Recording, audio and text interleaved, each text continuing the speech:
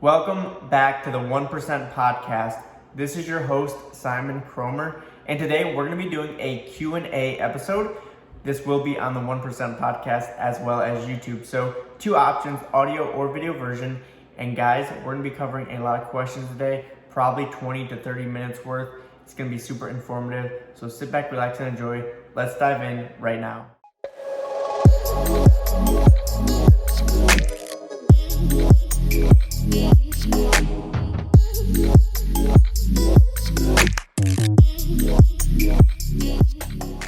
I have never done a Q&A on my channel before, but I know these videos are super informative and helpful. So we're going to be covering, and basically I'm going through my YouTube channel today and I'm going to read off comments and answer them. A lot of people have the same questions or similar questions, and I just think this is going to provide a ton of value for you boat owners or boat detailers out there looking to learn a little bit more, because honestly, some of these questions are amazing and I'm super excited to answer them. So yeah, let's not waste any more time. We're going to be answering about 20 to 30 minutes worth of questions. So make sure you stay tuned, and let's get to the first question right now. So the first question is, where do you get those application bottles for pouring your gallon jugs into when working? So what this person's talking about is these 16-ounce filler bottles that I buy to pour my jugs into, so that when I'm working on a job, I don't have to carry that gallon around with me. I can just carry that working 16-ounce bottle with me, which makes it super easy to pour onto an applicator, and just really easy to carry around or put in your pocket or whatever you decide to do. So I get these from marinedetailsupply.com or Amazon. Personally, I get these from Amazon, so I will link these in the description if you are on the YouTube version. But yeah, so that is the best way to go about that. They are on Marine Detail Supply or Amazon, and they are amazing for working on boats instead of having to carry that gallon around with you everywhere you go, because it's just super ineffective. So another question that we have is, which one of these products is more environmentally friendly, Starke Hyper Hold or Collinite Wax? So the funny thing here is both of these products are actually synthetic in terms of the makeup and materials. So petroleum distillates, silicas, resins, and synthetic products in both of these products. So Hyperhold is your polymer sealant, and Collinite Wax is just simply a wax, a synthetic wax. So yeah, both of these are not environmentally friendly. So if this is one of your values and you care about protecting the ocean and the lake, which is incredible, and I love that, you will not want to use either of these products. Instead, you'll want to go with a traditional carnauba wax, which is a natural product, or a ceramic coating that has environmentally friendly values in their business model. So for example, IGL Coatings, which is a professional company that we carry at topdockpro, they have all their coatings are environmentally friendly. And so it's just great to know that I'm using a really good product that's also keeping the ocean safe and not killing the marine life. So those are great options. So find a traditional wax, carnauba, or a ceramic coating that is environmentally friendly. So I really do like that question. That was a really cool question. Another question that we have, when I'm using a degreaser, so what happens if I cause yellowing? So if you're using a degreaser, so if you're using Super Clean or Simple Clean or Starke, I think there's a Starke, yeah, there's a Starke multi-purpose cleaner as well. Any of these purpose cleaners, right? Super Clean, Simple Clean. If there is yellowing to your boat, whether that be the non-skid or the gel coat, this is a high indicator that you have oxidation on your boat. So if this happens, you're not going to be able to just simply wipe it off or wash it off. You're going to have to buff, and you probably also, if it's on the smooth, you're going to probably have to sand. That just indicates a lot of oxidation. So that's the only way you can go about that. You can try to wash it off with dish soap, but if that doesn't work, buffing and compound always will work in that situation. So I hope this makes sense to people. If not, just let me know in the comments, and I'll answer any more questions that you guys have. What's the difference between Ultralock and Powerlock? So Jescar Ultralock, Jescar Powerlock is the same company that has these two polymer sealants, and Jescar Powerlock is the traditional polymer which has been out for many years. This is your polymer sealant, a really good quality one, and they just released a new polymer just within this last year. I believe in 2021 was the release of Ultralock, and this is an SiO2 infused polymer. So it has added benefits in terms of slickness, in terms of water beading, and in terms of the easy wipe off application. So honestly, Ultralock is an amazing product, and we've really started to use this one more. So that's the difference. Like if you want they both block up oxidation. Like Powerlock is really good on non-skid because it's not slick, whereas Ultralock is really good on the smooth because it's a super slick coating. So they're both great, and that's the difference between the two. Somebody asked, you don't use Hyper Hold. So no, I usually don't use Hyper Hold. In my experience, Jescar, either of the Jescars, the Ultralock or Powerlock, they, in my opinion, hold off, and in my experience in the real world application, they block off oxidation longer than Hyper Hold. So yes, you can use Hyper Hold, but I would recommend if you're gonna use Hyper Hold, use it on a newer boat, not an older boat that you just did a full restoration on. So I think that's a pretty good answer to that question. Let's find another one. Okay, this is a good question. I know this is an old video. You say that ceramic lasts a couple years. What happens? I would say 12 to 24 months. When I say a couple years, I'm talking about up north off the Great Lakes or in Canada. What happens what happens when you need to, what happens or what do you need to do after the ceramic has met its life expectancy? So once the ceramic has fully met its life expectancy, you're gonna see that oxidation is gonna come back, water beading is gonna stop, and this can happen on sections of the boat. Like if you live in Florida and one side of your boat's getting all the sun, the other side's not, you're gonna notice that the side with the sun is gonna come off much quicker. So you can either do this as needed, you can take care of your boat as needed, or you can wait for your whole boat to basically oxidize again and redo this process. Now a lot of people are gonna just say like, oh, you can wash it and put more ceramic on, or you can wash it and polish it and put more ceramic on. I recommend that you buff it. Buff, polish, recoat. I know you don't want to hear that for the amount of work that it takes to do ceramic and the investment that it takes and the time and the money, but I would rebuff the boat, repolish it, recoat it. You know, no sanding, so that's nice. You're gonna avoid the sanding part. So I think that's the best way to go about that. Let's find another question.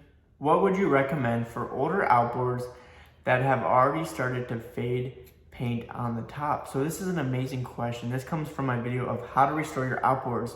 Now I worked on 3 newer white outboards, but most of the time you can expect this on a darker color outboard. So for example, like a black outboard is gonna oxidize rather quickly in the sunlight. And what do you do if it's faded? So the first thing I said was, if the clear coat's not gone, if the clear coat hasn't been baked off all the way down to the paint, you can use 2000 sandpaper, and then you're gonna wanna buff it, polish it, micro polish it, and then final polish it. This is the best way to go about paint. You never really want to go below 2000 like you would with gel coat, because paint scratches super easily and you're going to see all those scratches. So especially on these ones that you're going to be restoring, right, the darker colors. So 2000 sandpaper, we'll just give an example. 2000 sandpaper would be the first step. Second step would be Starke Hyper, and then you'd follow that up with, you could either do 2 rounds of Starke Hyper, or you could follow that up with Starke Elevate, Starke Ignition on a foam pad. And then you'll want to go down to micro polishes into like Adams compounds. You can run that whole line. They have a 1500 compound, a 2000 polish, and then a 2500 micro polish finish. So that would be my tips for doing something like that. It's a lot of work. It's a lot of steps to restore an old outboard, but it's certainly worth it 100% because it's going to look amazing when you're finished. So I know what you're talking about. I'm sure a lot of people are out there. They have these faded outboards. But yeah, this is how you'd go about that. Let's see. Okay, thanks for the informative video. How can you describe the 7 steps that you briefly mentioned in your video before you wax the boat? So I'm gonna throw this boat on the screen. This was an Egg Harbor that we did a full restoration on about a year ago from now, from May. So what we did to this boat was we washed down the boat. We did 1,000 Abernet sanding, and then we did 500 Aberlon sanding, 1,000 Aberlon, 2,000 Aberlon. We did 2 rounds of buffing with Starke Levelar. We did a finish polish of Minzerna 400 on a foam pad with the flex, and then we washed the boat down and we coated it with Starke Hyper Hold. So this is exactly the steps on this boat. The boat looked incredible when we finished, and like I said, that should be on the screen if you're on the YouTube version. So next question. When you go to detail a boat that is stored indoors, what do you wipe down the boat with to get all the dust off before you start? So great question. I came across this a lot in Ohio in the wintertime and heated storage. You want to wipe your boat down with isopropyl alcohol, nothing else. You don't want to wipe it down with degreaser because you can turn it yellow. You want to wipe it down with an isopropyl alcohol. You can buy this at Walmart, super cheap. This is going to decontaminate and clean the surface before you start buffing. So this is going to get all the dust off. So that's the best way to go about that. What's the best coating to use in your experience on non-skid? So if you want to use a polymer, go with Jescar Powerlock. This is the best protection, the least amount of slickness, and will block off oxidation for 5 or 6 months, likely, maybe 4. So I've used this process up north in Ohio, and I had amazing luck with this. Every year we coat a 51 Sea Ray with Jescar on the non-skid, and it turns out amazing because we wash the boat every 2 weeks and it works. It holds up and it makes it super easy to clean. If you want to go with the ceramic coating, you should use Starke Repel Pro. This would be the best ceramic coating for your non-skid because of the fact that it's the best ceramic for bonding purposes and blocking off oxidation. And since you're having a lot of people walking on the non-skid, you want a really good bonding coating that's going to last long, and that would be Starke Repel Pro. So there's your 2 options for that question. Let's find another one. Did you move to the Gulf side of the state? So I am in Florida, and yes, I moved from Fort Lauderdale to Cape Coral in February of 22. So about 3 months, almost 4 months now. In case those of you who are still calling me from Ohio, I get a lot of phone calls from Ohio for boat work. Okay, this is a rather complex question, but an amazing question at best. So, are you always starting off with a wet sand? So this reply has many parts. We're gonna answer one part at a time. Do you always start off with wet sanding? The answer to that is no. Only if necessary. I do have a video about wet sanding your boat that you can watch, and I will explain this real quick right now, really briefly. And there's 4 steps to determine if you need to wet sand your boat. Number 1, you gotta wash your boat, because sometimes you'll think your boat's oxidized when it's really just dirt. So always wash your boat first. That will clear up a lot of any speculation. Number 2 is rub your hand across the gel coat. If you're starting to pull off some white dust, that is oxidation. You can also spray some water on your boat if your water is just, there's no beading to your gel coat at all. That's also an indication that your boat may need wet sanded. Number 4 would be to take a flashlight, whether that be from your phone or an LED light. Get that up to the gel coat, and if you can't see that light clearly, like if that light is really faded in your gel coat, or if you can't see the light at all, you're gonna have to wet sand your boat. That's a clear indication. And then the last indication, which is pretty simple and really convenient, is if you have a gloss meter and you get a reading of 50 or under, that's also suggest wet sanding. So these are just simple tips that you can run through to determine if you think you need wet sanding. There are some good compounds out there that do a lot, but you can never the compound can never overcome for a boat that's been sitting for 10 or 20 years that has to get sanded, because you're never going to get the finish that you're looking for. So next part to this question, would you use a fleck with the orange pad or the yellow DeWalt with a blended wool pad? So another amazing question. If you use Starke Hyper and you didn't get an amazing finish that you're looking for, you're going to want to follow up with a yellow blended wool with Elevate. So the only way or reason you can use an orange pad with the flex is if you have a really nice surface. Like if your Starke Hyper did amazing and you're working on a newer boat or working on a boat with almost no oxidation, then yes, you can use your orange pad right after your level R. But if not, you gotta go with the blended wool pad first and then follow up with the orange foam pad on the flex. So that could turn into if it's all good, it could be a 2-step process. If not, it'll turn into a 3-step process. You always wanna finish with the foam because the foam is gonna leave the best finish. The foam's not made to cut oxidation, it's just made to micro polish out scratches and basically leave your finish swirl free. So that's my suggestion on that question. Another part of the question, what's my favorite go-to polish that is cost effective with good quality? Well, I'm not sure Starke Elevate is cost effective, and I'm really not sure Menzerna 400 is either. I would imagine Menzerna 400 is a little cheaper, but my favorite polish to go to that works great in the sun, it works just good in all situations, is Starke Elevate. So that's my suggestion. And I'm having a hard time finding the right polish to get the final pop. So yeah, so this goes back to the whole process. Like, are you sanding your boat? Are you buffing it? Are you doing a 2-step buff? Are you polishing it? Like, what steps are you going through? Because the more steps that you do and the more you micro polish, the better your boat's gonna get that final pop look. So I would just make sure that you're doing the right steps and you're doing enough steps to get that finish. You could go with ignition to finish off, or you could just simply do like Menzerna and then Elevate after that. You're gonna get a really good pop with either of those options. Let's keep scrolling.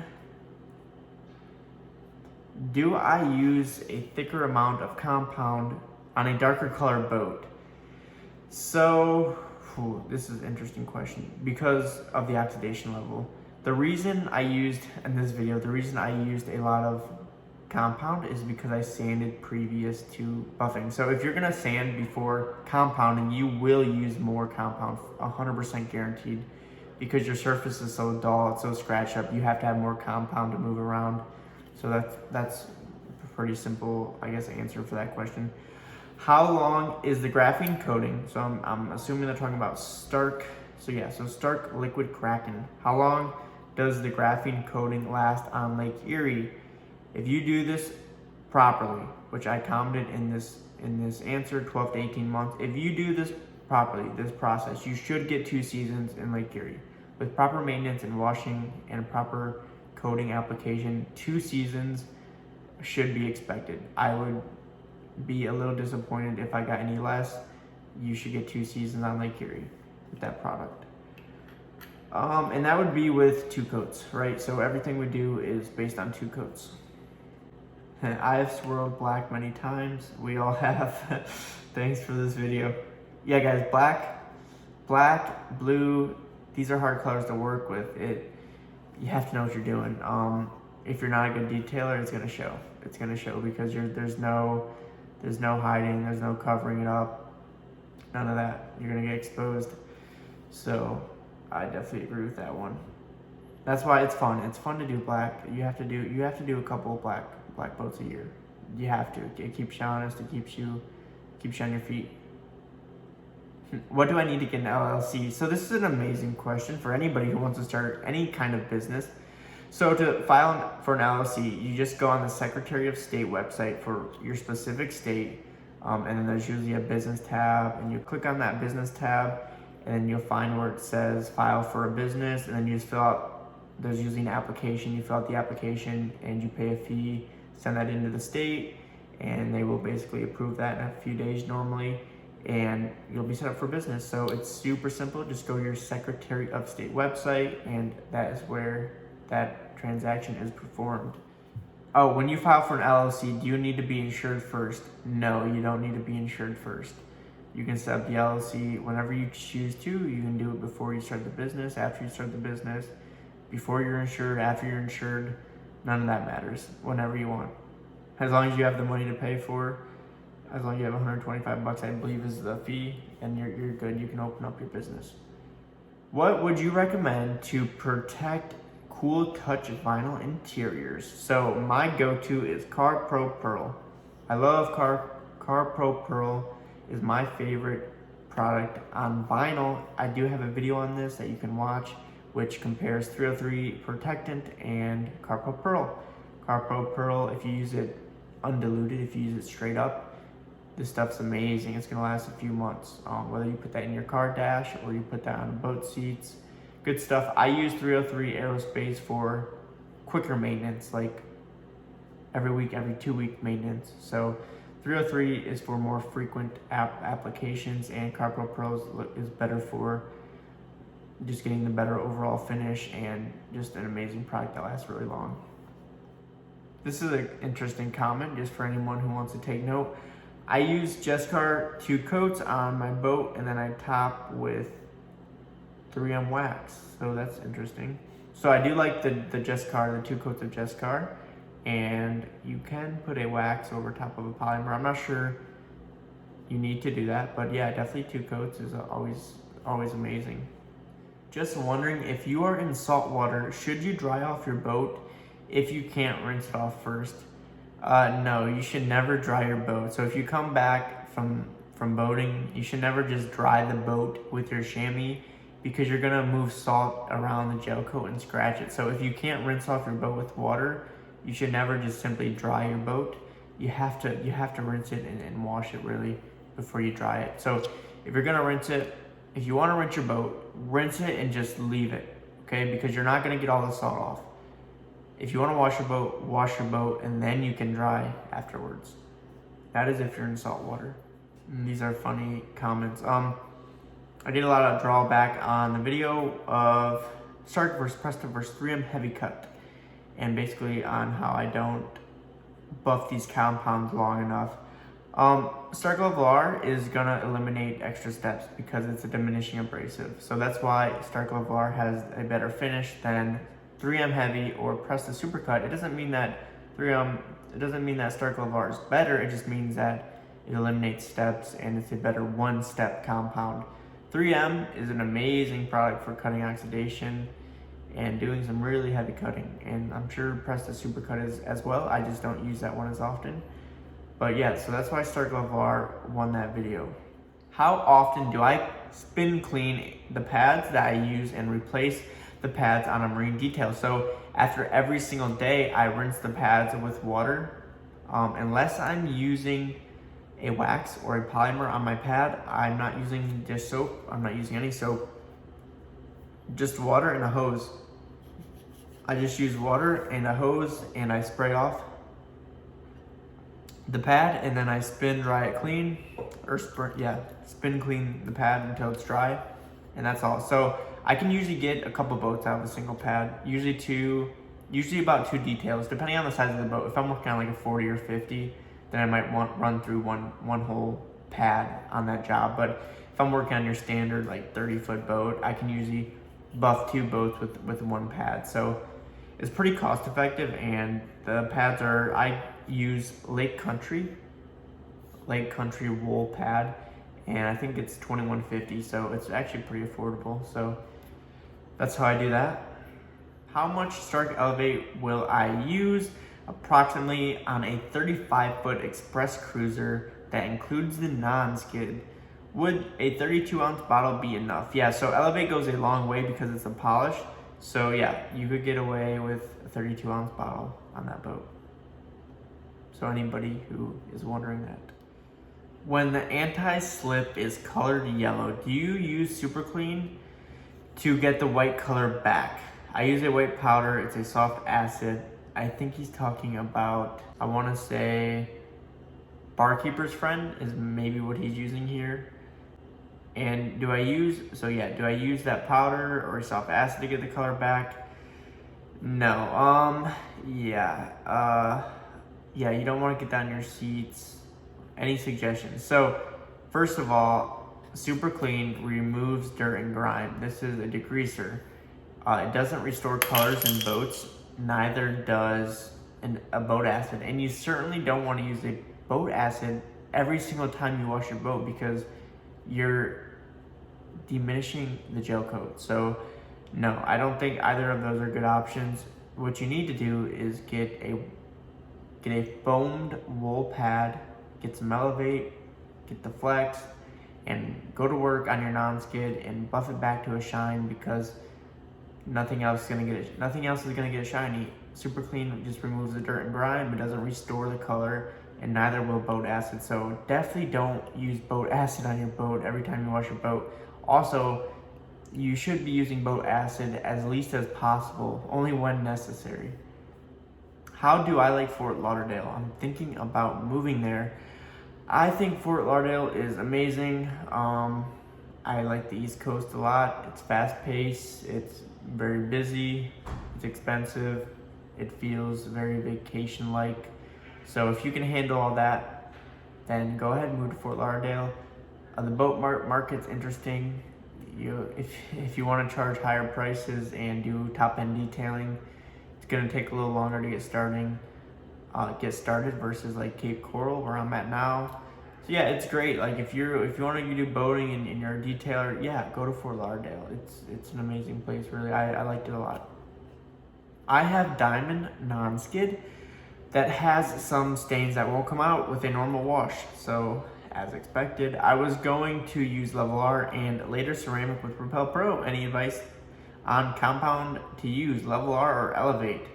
Well, after you wash your boat with a good degreaser, you can determine how oxidized your gel coat, or not your gel coat, your non-skid is. For the stains, what you're gonna wanna do is, yeah, you can try some boat acid. I don't know what stains these are. I don't know if they're rust stains. You could try boat acid, you can try a pressure washer, just be careful. And then if those don't work, you can try to buff it out with Level R. So that would be my advice for that.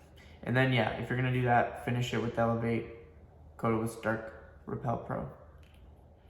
Simon, why are the 3 ceramic coatings from Starke, why do they appear to be more expensive on average than many other ceramic coating brands?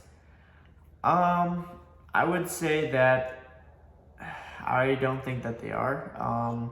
For a 9H true ceramic coating that lasts 12 to 24 months, I think the pricing is pretty normal. I don't think it's overpriced.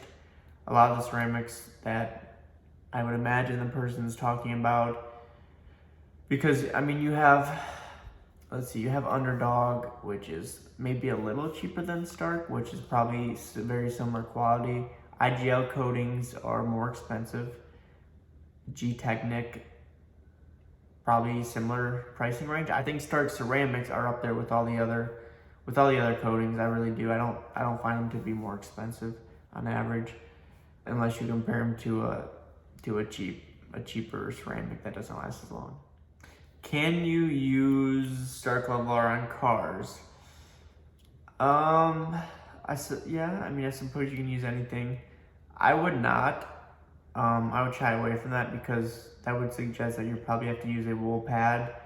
Unless your car is really oxidized, I don't think Starke Level R is normally necessary. I would stick to more of a car line company. Starke is specifically made for boats, so I would keep it that way, and then I would find yourself another line for cars. I like Adams polishes. I like that product line for cars. They work amazing. You run, basically the pads you're gonna use are microfiber and a foam.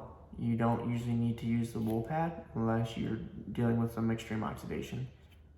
Any recommendations on 3M products? Yes, 3M Heavy is a great compound. I do like it a lot. It's just not a diminishing abrasive. So you could run 3M Heavy, 3M Medium, Elevate, or Menzerna, whatever you want to run after that.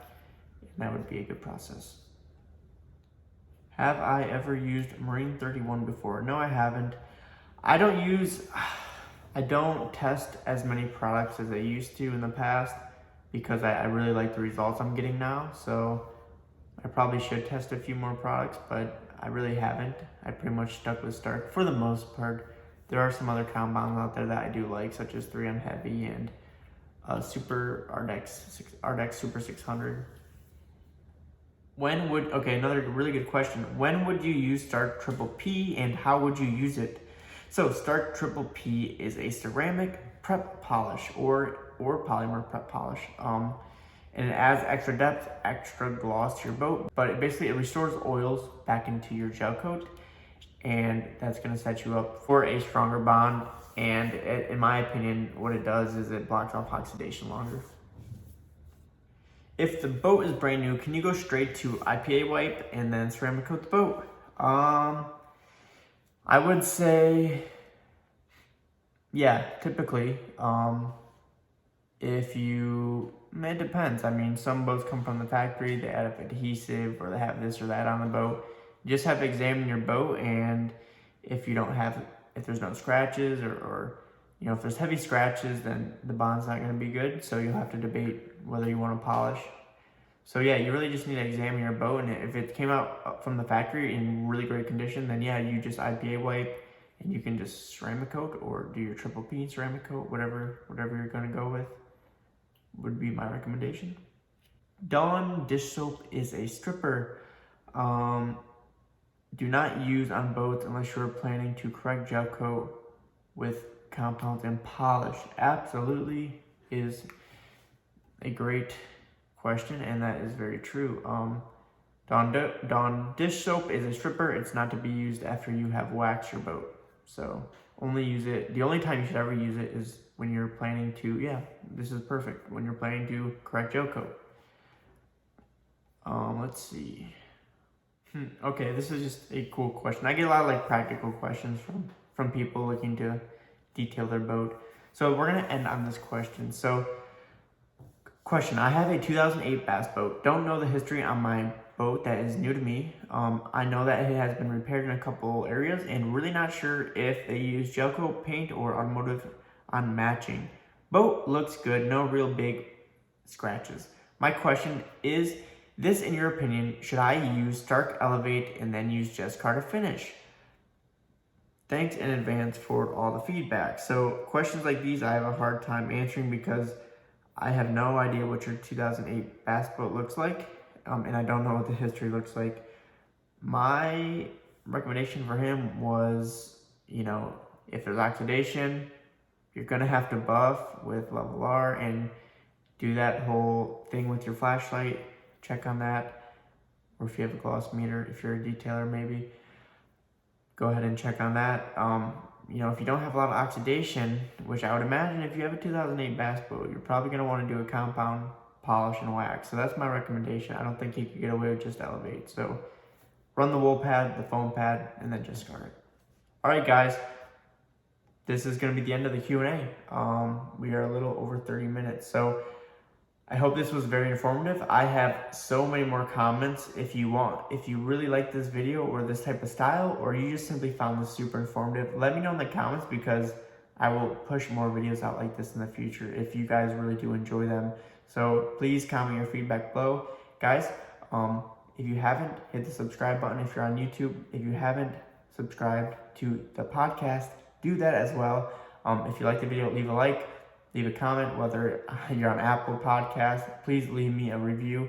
And guys, I will see you on the next episode of the 1% Podcast.